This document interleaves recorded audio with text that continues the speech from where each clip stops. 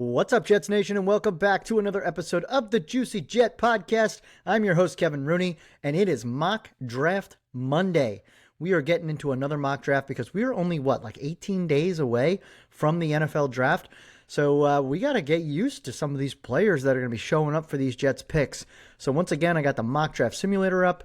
Also, we are only a few minutes from the national championship game, so I'm going to try to do this in maybe 10, 15 minutes so that we can all go watch college basketball, Michigan versus UConn, and see how that one turns out. But let's get this started.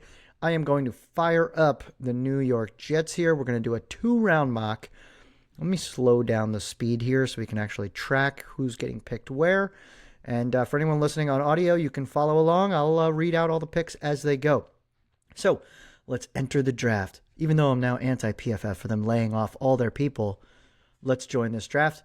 All right, the Raiders are officially on the clock. Now, there's some interesting stuff that have happened in the last few days. Obviously, with the Giants, there's been some movement around potentially Dexter Lawrence getting traded, which is really interesting. I heard he demanded a trade today. So we'll see what that does to the top 10 of this draft. And if anyone wants to actually make a move for him, I think that could be really interesting for the Giants. Most likely scenario is the Giants just give him more money and then he just sticks around. But we'll see what that does. There's some interesting stuff around the Jets and Carnell Tate potentially going number 2, who is the wide receiver out of Ohio State. So that's some stuff we got to talk about. And then, of course, everything in the middle with Jeremiah Love, Sonny Styles. There's just so much up in the air right now. So it's an exciting time of year because everyone's just like guessing about who their team is going to draft, and it's only a few weeks away. So I'm going to fire this up. Let's hit start draft, and what a surprise. The Raiders take Fernando Mendoza, number 1 overall, even though they just signed Kirk Cousins to a 5-year, $172 million deal. It's really like a 1-year, $10 million deal, or 2-year, $20 million deal. So don't worry about it. He's not actually going to be there for 5 years, not actually be $500 million or whatever it is, 172, I think it was. But he could start. That's going to be really interesting. Who's going to start for the Raiders? Is it going to be Fernando Mendoza right off the bat or Kirk Cousins? Maybe they just let him sit there and start for a couple games. But what that does for us is it puts the New York Jets on the clock at number 2, and we have everybody at our disposal except for Mendoza. It just feels, I know people are saying today that maybe Carnell Tate goes number 2 overall. I just don't know why you would draft Carnell Tate number 2 to be a number 2 wide receiver. Like, I don't think he's better than Garrett Wilson. Like, I think Garrett Wilson's better than Carnell Tate. So I don't think pick 2 is where you get your number 2 receiver. I think that's later on in the draft. I don't know. I feel like pick 2 has to be someone who is going to be game-changing, has the upside to be one of the best players in football, and at a position that you really need help. And for me, like, it just all keeps coming back to one guy. And I understand that you could say Ruben Bain, but most people are saying Ruben Bain doesn't fit in a 3-4. He would have to play on the inside where he's not as much of a pass rusher, and we want someone on the outside who can rush the passer. He's also got the short arms. You can also say David Bailey, but he doesn't really have that bend off the edge that a guy like an Arvell Reese might have.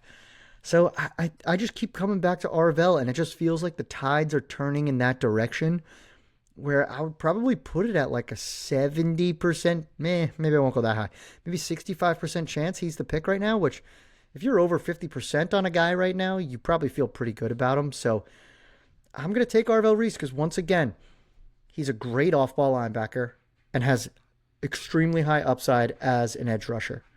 So if he sucks as an edge rusher, guess what? You got a great inside linebacker or off-ball linebacker. And we need one. We need another off-ball linebacker as well. So I'm going to go with Arvell Reese here. Unfortunately, there's not as much variation in my drafts lately because it's just been Arvell Reese. I will be pretty stunned as we get towards draft night if he's not the pick. So Arvell Reese off the board for the Jets. Now let's see what goes on. Cardinals go Jeremiah Love. The Titans go Ruben Bain. The Giants go Sonny Styles. Good pick there. Let's see. Let me wait for it to load and then I'll read it all out. It looks like we've got, okay, so Cardinals went Jeremiah Love. I don't know if they'll do that, but if he doesn't go 3, he's going to go 4 to the Titans. Ruben Bain goes to the Titans. I think the Titans would either go Bain or Bailey in this situation because they need that edge rusher. Giants have a lot of options. They could go Carnell Tate to have someone A number 2 receiver, they could go Sonny Styles, which they obviously did in this case to get that middle linebacker in their defense. They could go Caleb Downs, the safety from Ohio State as well. So there's a lot of options. The Browns go Francis Mauigoa, the brother of Jets great Kiko Mauigoa. He will play tackle for them. Mansour Delane, the cornerback, goes to the Commanders. That's an interesting one. I haven't seen that in many mocks. I feel like they would go probably a Caleb Downs, is my guess in this situation. The Saints go David Bailey, the edge rusher, at number 8. And then the Chiefs, the rich get richer. They go with Carnell Tate, the wide receiver from Ohio State, at pick 9. The Bengals, wow, they go Dylan Thieneman over Caleb Downs at safety. And then the Dolphins just turn right around and take Caleb Downs. The Cowboys at 12 take the tackle Spencer Fano. That's an interesting one. I think they would probably lean more defense, but I guess a lot of the guys that they would go after are gone in this case. So, it's never a bad thing to shore up the offensive line. And then you go pick 13. The Rams go Jordan Tyson, the wide receiver from Arizona State. Pick 14, Avega Awane goes to the guard from Penn State, goes to the Ravens. And then Kenyon Sadiq, the tight end from Oregon, goes to the Bucks. I did not see that one coming, so that's pretty crazy. So the Jets are here in a pretty good spot. So you've got Monroe Freeling on the board, the tackle from Georgia, Makai Lemon, the wide receiver from USC, Jermon McCoy, the corner from Tennessee, CJ Allen, the linebacker from Georgia. I don't think they would go Messidor after already taking Arvell Reese, Emmanuel McNear Warren, the safety from Toledo, Omar Cooper Jr., the wide receiver from Indiana. Caden Proctor I've heard a little bit about lately because he's a tackle from Alabama but could play guard, and people think that he will be a better guard. So I think he's a really interesting one for the Jets if they get kind of in a bind where the receivers aren't there and none of the other guards are there, like Awane's not there. Those are probably the options that you're going with here. For me, this is I don't know, it feels easy. I don't know. The fact that you have both Makai Lemon, the wide receiver from USC, and you've got Omar Cooper Jr., the wide receiver from Indiana, both on the board. And we so badly need a number 2 receiver. Even if he starts off as a number 3 with A.D. Mitchell being the number 2, at least you've got somebody, some weapon to give Geno Smith and whatever our future young quarterback is going to be. So I'm going to go with the guy that I like because I think he's going to do all that, like, he's going to block. He's going to do the dirty work, which I like. He's not a huge receiver. He'll probably play the slot, which I know a lot of people are like, I'd rather have Garrett Wilson be in the slot. Well, Garrett Wilson's your number 1. You're going to move him all over the place. So let's get Makai Lemon and put him on this team, get some more talent for Geno Smith and whoever our future quarterback is going to be. So I'm going Makai Lemon, the wide receiver from USC. And luckily, in my mock drafts, I've gotten pretty lucky so far. I typically go Arvell Reese. Someone has always fallen. One wide receiver always makes it, where it's Lemon, Tyson, and Cooper are usually here. And if none of them are, then it's Awane. Vega Awane is there, so I could take my offensive guard. So I'm going to go with Lemon, and I'm going to be very happy with that pick. All right, so we got Reese's Pieces and a nice little lemon. And now we're going to go do pick 33. Now this one's going to be really interesting because this is like that pick that is so valuable. Someone always drops. People are going to be on the board that you didn't think were going to be on the board. And there's already plenty that I'm seeing here that are really exciting. So the big question for the Jets is going to be, do you want to get a third-round pick? If you do, is there someone that's willing to move up to pick 33, you do not drop back that far, and you pick up a third?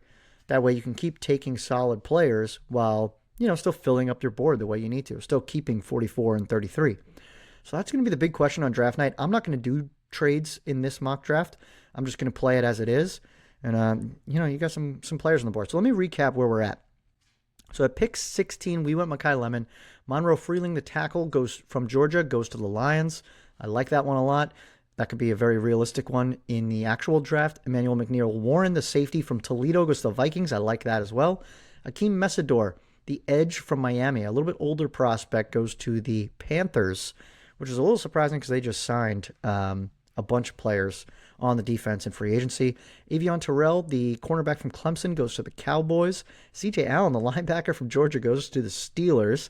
Keldrick Falk, the edge from Auburn, goes to the Chargers. Jermon McCoy, the corner from Tennessee, goes to the Eagles. Blake Miller, the tackle from Clemson, goes to the Browns. I don't see them taking 2 tackles in this draft in the first round. That would be amazing. It would be fun to watch. The Bears go tackle Caden Proctor. Alabama, we just talked about him potentially moving to guard. This is a tough one. The Bills go Omar Cooper Jr., the wide receiver from Indiana. That's one that I don't want to see come draft day. But that's a very nice pick for Josh Allen. Max Ionicher, the tackle from Arizona State, goes to the 49ers. Cassius Howell, the edge from Texas A&M, goes to the Texans. TJ Parker, the edge from Clemson, goes to the Chiefs. A lot of Clemson players going in the first round here. Caleb Banks, the D lineman from Florida, goes to the Dolphins. Caden McDonald, the D lineman from Ohio State, goes to the Patriots. And then wide receiver Casey Concepcion from Texas A&M goes to the Seahawks at pick 32. All right, so we're on the board here. We've got Denzel Boston, the wide receiver from Washington. Peter Woods, the D lineman from Clemson. He's had a fall, man. He should have been a top 5 pick. So that's a really interesting one, seeing him here. You got Colton Hood, the corner from Tennessee. Emmanuel Pregnon, the guard from Oregon. Christian Miller, D lineman from Georgia. Caleb Lomu, the tackle from Utah. Zion Young, the edge from Missouri. Brandon Cisse, the corner from South Carolina. D'Angelo Pons is a popular name. Ty Simpson is still on the board. I think that's where I'm going to cut off naming off some of these players. For me, I want to switch it up a little bit. So in previous mocks, I've gone Emmanuel Pregnon here, the guard from Oregon. I'm curious if we can get another depth guard or tackle later on in the draft. And maybe I go with a player that I feel like can make an impact right away. Now, for me, when I look at the Jets right now, I would say it's a need because we don't have any flashy players there. It's a solid group right now. I think you just signed Nahshon Wright at corner. You also have Azareye'h Thomas. You've got Brandon Stevens, but Brandon Stevens can get cut after this year. Azareye'h couldn't finish the entire season. You got Stiggers, who's a gunner. So there's really not a lot at corner, especially not a lot for the future. So for me, I'm looking here probably at Colton Hood. I know D'Angelo Pons has been a really popular pick for the Jets because he's the corner from Indiana. He had the pick 6 in the semifinals, I think, in the college football playoffs. The reason why people like him is because he's small. He kind of reminds people of Aaron Glenn. The problem is the first thing that Aaron Glenn said when he said, "What do you like in a corner?" is he likes length. He likes people who are tall. So I don't see him going D'Angelo Pons when he likes players that are the opposite of what he played like as an actual NFL player. So I'm going to go Colton Hood here, the corner from Tennessee, and we're going to see if we can get a depth D lineman later. We've signed enough. We just drafted Mekhi Lemons. So we don't need Denzel Boston, and we're going to see if we can get a depth lineman later on in the draft. So Colton Hood is coming to the Jets, corner from Tennessee, and guess what? Just because you take a wide receiver in the first round this year, an edge player in the first round this year, and a corner in the first round this year, 3 super premium positions right now, that does not mean that with those 3 number 1 picks next year, you can't do the same thing. We need depth across these positions, and you can never have too many. So Colton Hood to the New York Jets at 33. Oh, what a curveball. I can't wait to tell you guys what just happened to the pick after us. And then let me let it roll to 44 here before we jump in. Okay, so what just happened was we took Colton Hood. The next pick, the Cardinals take Ty Simpson, the quarterback from Alabama. That's really interesting. I think they're not going to be very good this year, the Cardinals. So I think they're taking, the strategy I think the Jets should do, which is take the quarterback, see how he does this year, and if he stinks, your team's going to stink, which means you're just going to have to draft one next year anyway. So very interesting by the Cardinals. Christian Miller, the D-line from Georgia, goes to the Titans. Denzel Boston, the wide receiver from Washington, goes to the Raiders. I think that's a smart pick with Fernando Mendoza. Zion Young, the edge from Missouri, goes to the Giants. I don't see them taking another edge. They have so many edge players there, unless they trade Kayvon Thibodeau. Peter Woods, the D-lineman from Clemson, goes to the Texans. Rich get richer on defense. Caleb Lomu, oh my God, the Browns took 3 tackles. That's how you know that these mock drafts are not great. Caleb Lomu goes to the Browns. That's okay. He probably would have went eventually anyway. The Chiefs go Emmanuel Pregnon, guard from Oregon, at 40. I would have loved for him to make it to 44. Brandon Cisse, the corner from South Carolina, goes to the Bengals. Lee Hunter, the D-lineman from Texas Tech, goes to the Saints. And Keith Abney, the corner from Arizona State, goes to the Dolphins. So we are up here at 44. We've got some options. You got D'Angelo Pons still on the board. You got Chris Bell, the wide receiver from Louisville. You've got Jacob Rodriguez, the linebacker from Texas Tech. Let me look for some other. Chase Besantis, the guard from Texas A&M. Jeremy Bernard, the wide receiver from Alabama. AJ Halsey, guy who I loved and talk about all the time, safety from LSU. I would normally take him in this spot, but I'm not going to do it for this one. I want to mix it up a little bit.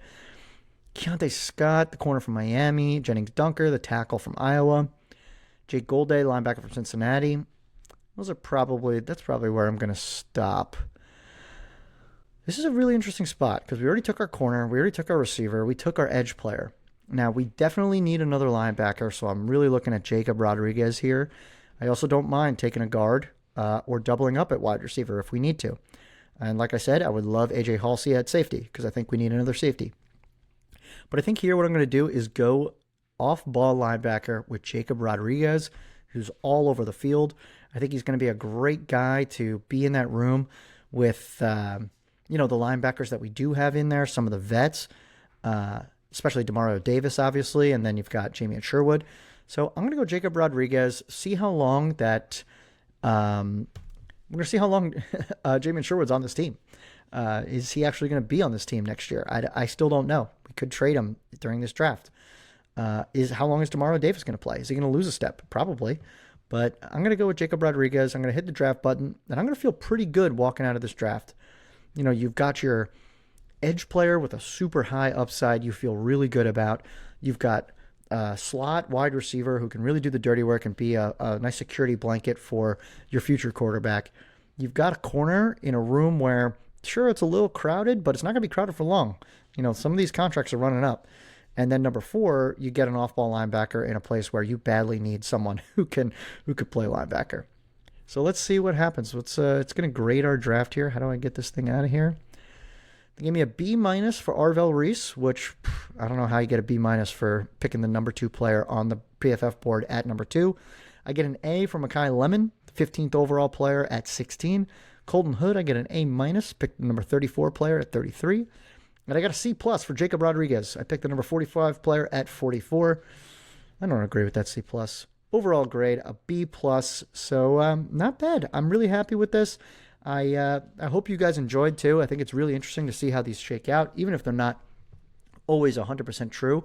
There's going to be surprises in the draft, so you want to see where things are going to go.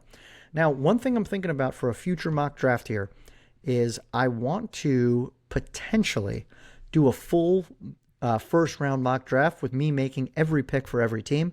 That might be a future episode that we do over the next couple weeks here. Maybe this weekend I can hit that.